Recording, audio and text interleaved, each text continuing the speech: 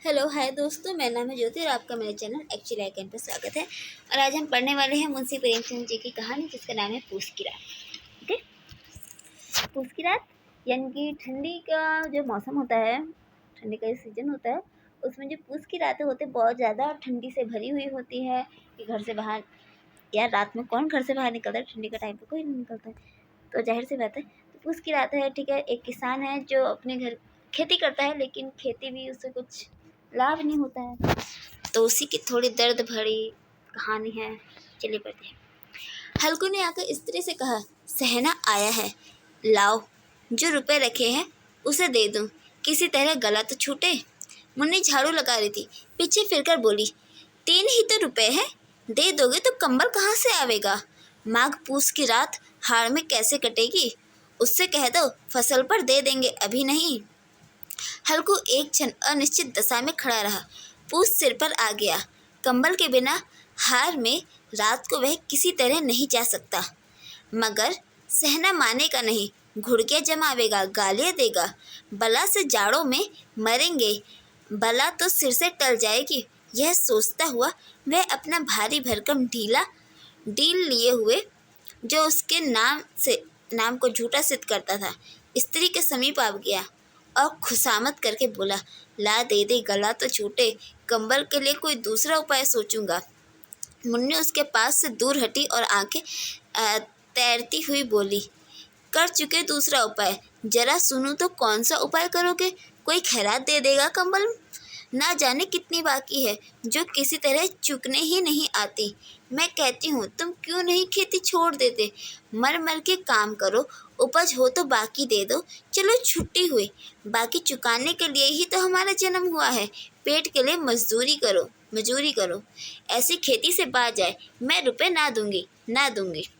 हल्कू उदास होकर बोला, तो क्या गाली खाऊं। मुन्नी ने तड़प कर कहा, गाली क्यों देगा, क्या उसका राज है। मगर यह कहने के साथ ही उसकी तनी हुई भौहें ढीली पड़ गई।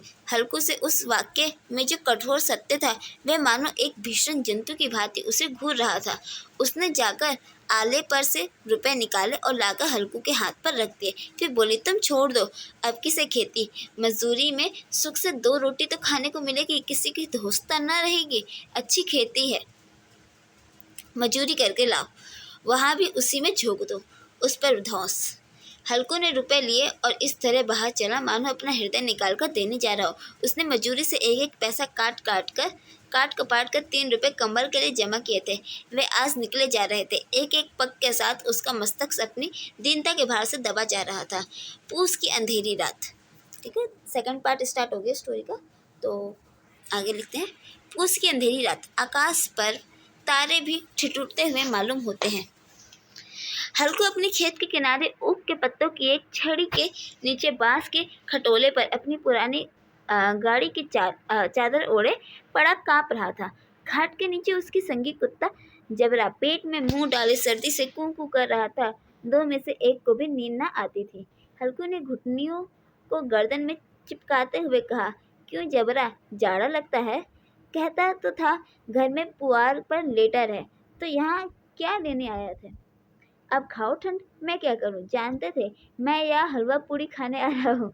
दौड़ दौड़ आगे आगे चले आए। अब रो नानी के नाम को। जबरा ने पड़े पड़े दम हिलाई और अपनी कुंकू को दीर्घ बनाता हुआ एक बार जमाई लेकर चुप हो गया।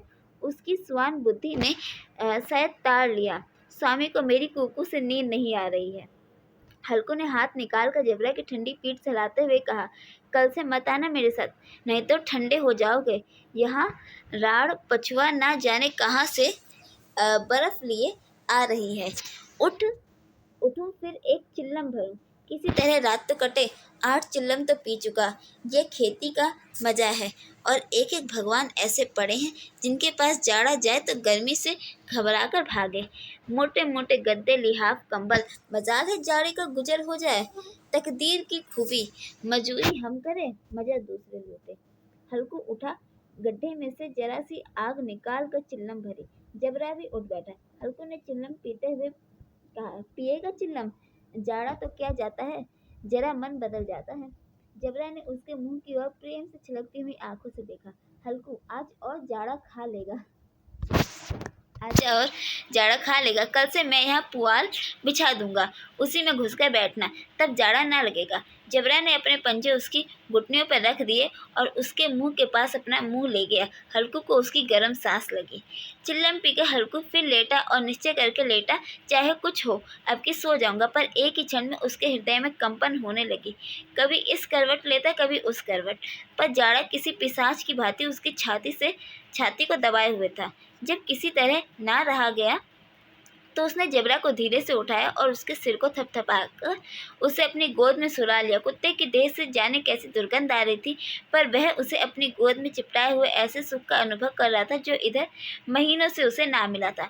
जबरा शायद ये समझ रहा था कि स्वर्ग यही है, और हल्कू की पवित्र आत्मा में तो उस कुत्ते के प्रति घृणा की गंध तक ना थी।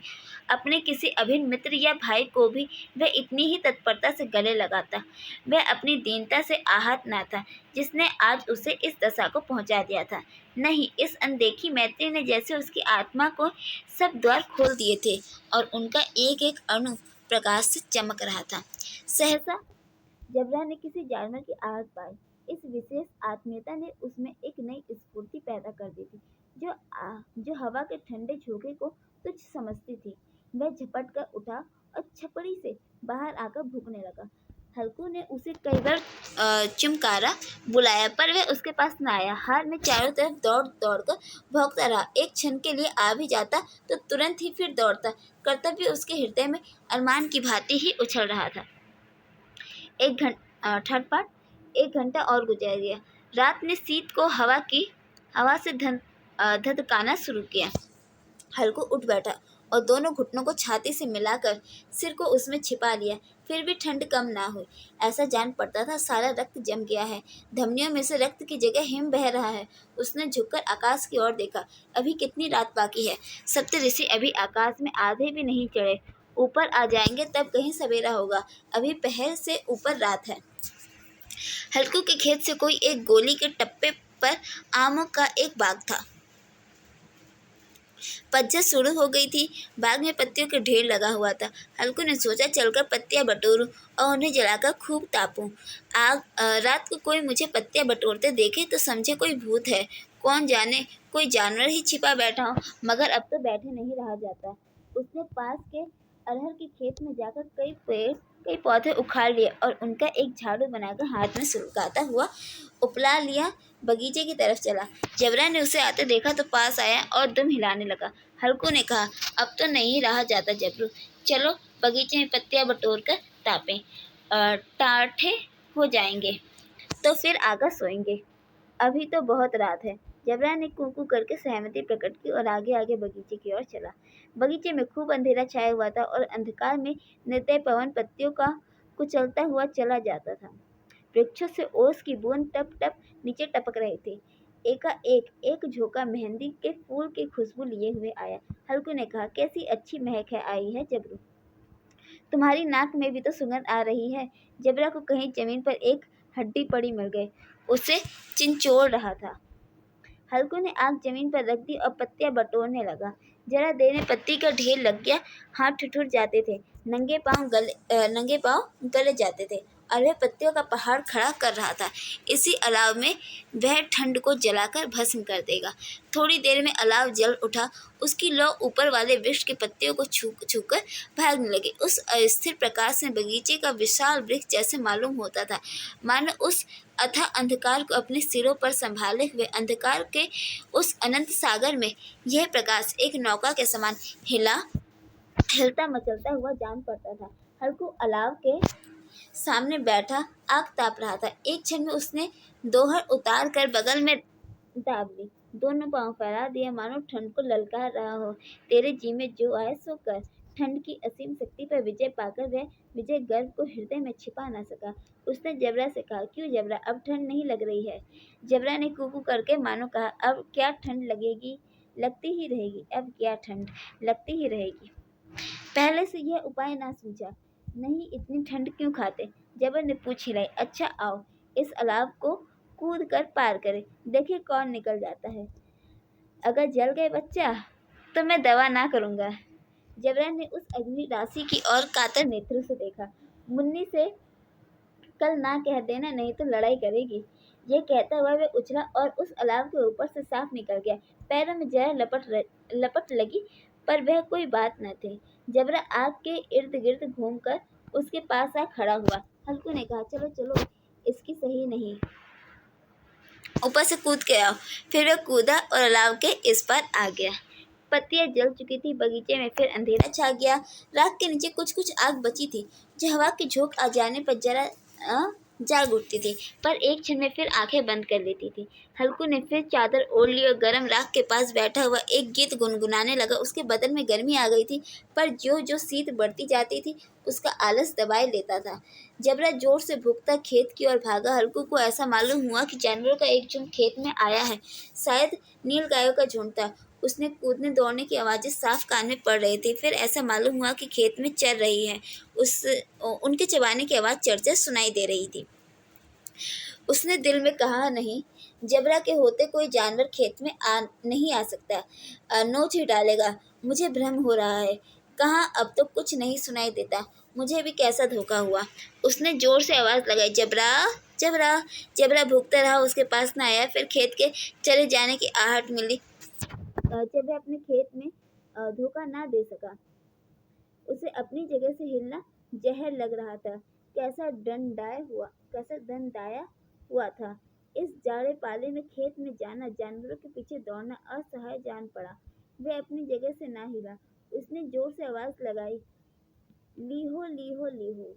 जबरा फिर भूखा। जानवर खेत चर रहे थे, फसल तैयार है, कैसी अच्छी खेती है, पर ये दुष्ट जानवर उसका सर्वनाश किए डालते हैं। हल्कू पक्का इरादा करके उठा और 2-3 कदम चला, पर एकाएक हवा का ऐसा ठंड चुभने वाला बिच्छू के डंक सा झोंका लगा कि वह फिर बुझते हुए अलाव के पास आ बैठा और राख को कुरेद कर अपनी ठंड देह को गरमाने लगा। जबर अपना गला फाड़ डालता था। नील गाय खेत को सफाया किए डालती थी और हल्के गर्म राख के पास शांत बैठा हुआ था। अकर्मण्यता ने रस्सियों की भांति उसके चारों तरफ जकड़ रखा था।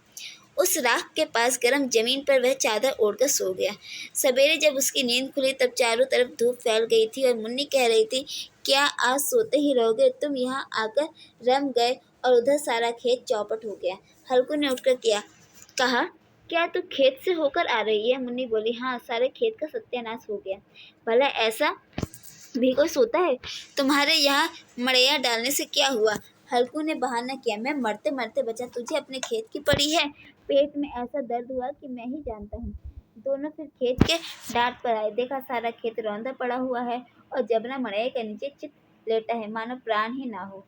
और दोनों खेत की दशा देख रहे थे। मुन्नी के मुख पर उदासी छाई, पर हल्कू प्रसन्न था। मुन्नी ने चिंतित होकर कहा, अब मजूरी करके मालगुजारी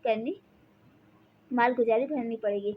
हल्कू ने प्रसन्न मुख से कहा, रात को ठंड में यहाँ सोना तो ना पड़ेगा। तो यहाँ पे कहानी खत्म। ठीक है, यहाँ पे ऐसा लगता है कि कुत्ता मर जाता, लेकिन मरा हुआ नहीं है। ठीक है, वो चित पड़ा हुआ है, यानी कि जिंदा है। बस ऐसा सिचुएशन बता रही कि वो मर गया। ठीक है, और कहानी बहुत अच्छी थी। चलो बाय बाय, टेक केयर।